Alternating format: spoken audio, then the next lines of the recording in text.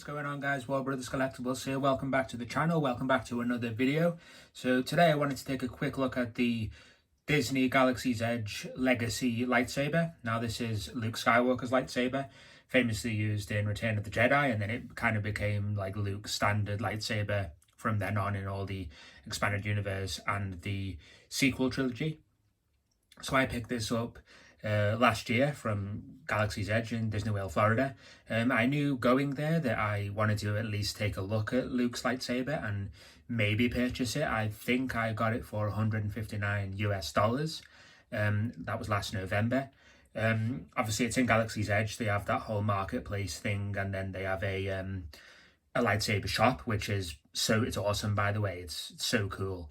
It's like an old like a gun shop. Like you go in and all the lightsabers are in like glass cabinets displayed, all the lightsaber hilts, and they have the character's name next to them and then the price. And then I just said, oh, could I have a look at Luke Skywalker's lightsaber, please? And the very kind cast member got it out for me and showed me all about it, told me how it works, and let me turn it on with the removable blade as well. Now at the time I didn't purchase a blade because I thought, you know, getting it home on the plane, you know, risking damage, will I even be allowed it on the plane? Now I did some research very quickly before I went into the shop, and they were like, yes, you can take it on the plane with the blade, but I just thought, you know, storage and trying to get it somewhere. So it actually, just the hilt came in this nice little box that very easily fit in my rucksack on my hand luggage. So at the time I didn't actually purchase a blade until a few months later. I got home, I bought this blade on Amazon. Now the blades are universal for the Galaxy's Edge Legacy lightsabers, so they'll fit any hilt that you may purchase, because I think all the stuff is inside the hilt and not the actual blade itself. This is just the blade that slots in, and it turns to any colour that corresponds with the FX hilt, the Legacy hilt, sorry, not the FX. As you can see, there's the 26-inch blade. Use this blade with any Savvy's Workshop hand-built lightsabers and all Legacy lightsaber hilts, as I say, so this works universally across the board. So it comes in this awesome plastic box that opens up like that, and underneath you can see the Luke Skywalker Legacy lightsaber hilt from Star Wars Galaxy's Edge. There's no price on there, but I do remember I think it was $159 at the time of purchase. And then, so looking at the lightsaber itself, so the thing with this lightsaber is it comes with two headpieces. So this is just the display piece. This is like movie accurate. This is how it is in all the films. You've got the belt loop there, which I think is awesome. That's nice and it's nice and firm on there. It's not flimsy or anything. It's actually quite stiff, which I kind of like. The top there this is like movie accurate right now. And then to actually use the blade, you've got to switch out the top piece with this so the blade will fit. So we're going to go ahead and do that right now. Batteries, by the way, come unscrewed in this bottom bit here, and that's how you do the batteries. But to take the top off, you literally unscrew the middle like this, and then screw in this corresponding piece so we can fit the blade in.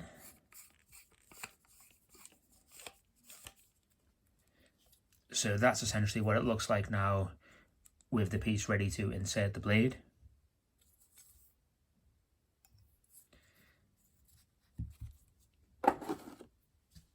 So I'm just going to take the blade out now and insert it into the lightsaber. This was the smaller blade because I really don't need anything bigger. This is only the 26-inch. I think there's I could be wrong on this, don't quote me on it, but a 31 and then a 33 or 35-inch, which is massive. But this one does perfectly for this lightsaber, in my opinion. So let's go ahead and put in the blade. So it's going to fit in there like that. It does slot in with the grooves on the side.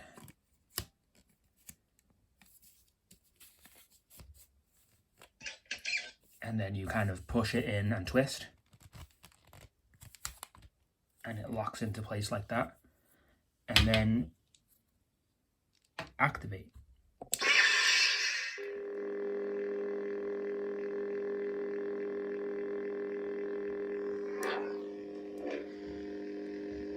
Now the motion in it isn't that great. It doesn't swoosh and things like that entirely accurately when you move it. It does kind of, but it's, as I say, it's not entirely accurate here. And then just this down again to deactivate. So it's completely authentic Return of the Jedi sound effects here, and it's absolutely awesome, and I really love this lightsaber a lot. Just from a different camera angle now, guys, so you can see the entire lightsaber with the blade in. And then we'll turn power on.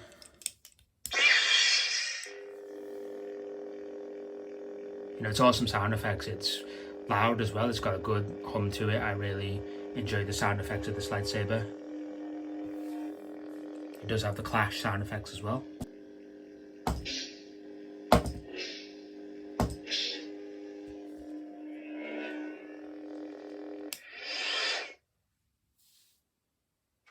Just a comparison now to the Episode 2 Attack of the Clones Kit Fisto Force FX lightsaber that I've had for many, many years.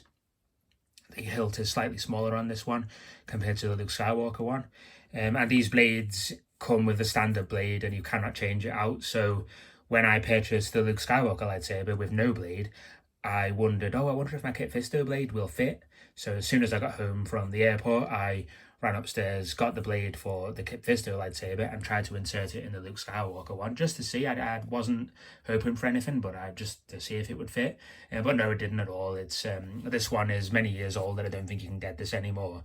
Certainly it's not a common one to have, and it's the old technology. This is the Force FX lightsaber range. This is the Legacy lightsaber range, where all those blades are interchangeable and will work on any lightsaber, Legacy lightsaber. These ones don't. This one is set to the Kit Fisto lightsaber, which is fine. So I just purchased that blade for the Luke Skywalker one on Amazon. It was kind of awkward to get the blade in at first.